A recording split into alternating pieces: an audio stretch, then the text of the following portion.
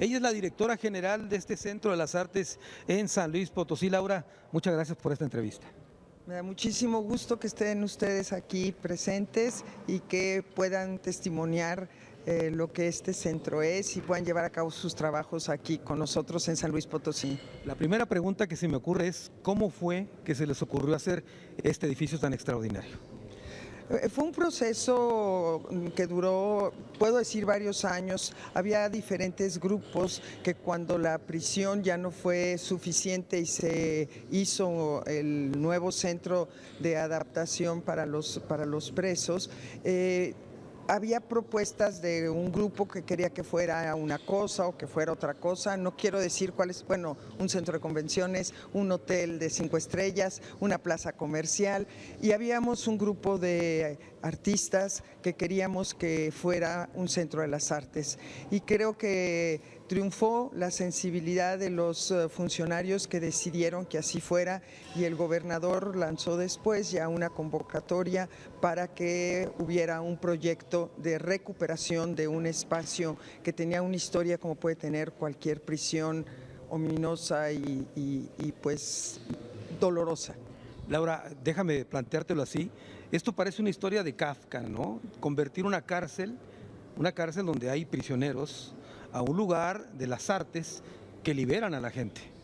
Es por eso que digo que la sensibilidad, la buena sensibilidad ganó, porque la única manera que un sitio que había restringido la libertad pudiera equilibrar a través de un proceso histórico y por supuesto de un proceso en primer lugar arquitectónico, era abrirlo a la libertad. Creo que lo lograron en primer lugar el arquitecto Sánchez, que es el que ganó el proyecto, pero sobre todo el trabajo que se ha hecho desde que se inauguró el centro hace 8 años en ir fortaleciendo esta no idea, sino concretar con experiencia a través de las artes de expresión de la libertad en cada una de las disciplinas artísticas. Me gustaría que le platicaras a la gente que nos está viendo un poco de la historia de este edificio, cuándo fue construido y cómo fue que terminó siendo una cárcel, etcétera. El edificio se originó en el siglo pasado con una idea que era una idea hasta cierto punto pretendía ser humanitaria, para que los presos tuvieran un espacio en el que fueran confinados, pero al mismo tiempo controlados desde una perspectiva que se llamaba de panóptico. No es un panóptico en el sentido estricto de la palabra, pero tiene que ver con el mismo concepto de prisión de Lecumberri. Diferentes crujías, 8 crujías que son observadas desde una parte central, es esa idea de pan, de todos, poder vernos a todos, ¿no? Y al mismo tiempo es terrible porque no puedes hacer nada si yo no te estoy viendo, ¿no? Es el ojo del poder controlando aquellos que habían transgredido. Cuando la prisión se inaugura en 1900, ahorita se me va como... 1998 estaban ya entrando, y en el 1904 que no se termina totalmente, sino ya se inaugura como un centro diferente de tratamiento de los presos, se sigue hasta 1998.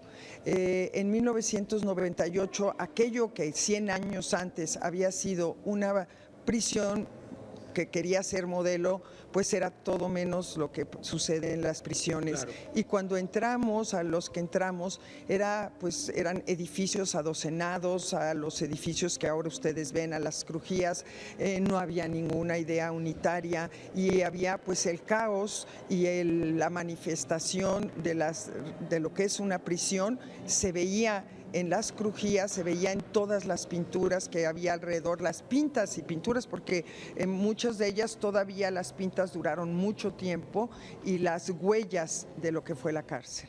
Eso fue la cárcel, Laura. ¿Qué encontramos ahora en este edificio? ¿Qué alberga?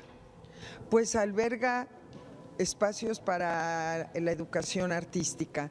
Tenemos todas las artes, tenemos artes escénicas, que es teatro y danza, tenemos otra área de visuales en las que hay para fortalecer la fotografía y todo, la escultura, la pintura, el grabado, un área muy importante para divulgación de todo esto, que es el teatro en el que nos estamos ahora encontrando, que es el polivalente, y jardines entre cada uno de ellos. Tenemos una biblioteca enorme, un área de ciencia y tecnología que esperemos que crezca, y todas las demás artes, por supuesto.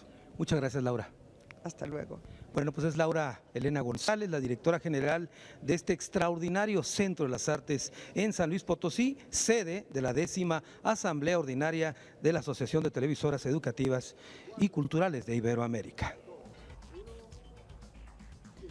Y esta torre está todavía aquí, se conserva, una torre desde que se vigilaba, ahí se vigilaba las distintas naves o crujías donde estaban los presos. Estas crujías, pequeñas celdas que fueron convertidas, imagínese usted nada más, en centro de exposición de arte. Le tengo más detalles de la historia de este impresionante Centro de las Artes aquí en San Luis Potosí.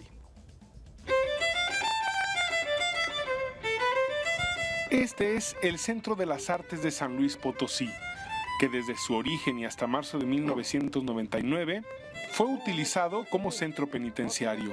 Es considerado monumento histórico por determinación de la Ley Federal sobre Monumentos y Zonas Arqueológicas, Artísticas e Históricas, de acuerdo con los artículos 35 y 36. Durante la administración del general Díez Gutiérrez, se contrató al arquitecto Carlos Suárez Fiallo para la elaboración del proyecto. Su construcción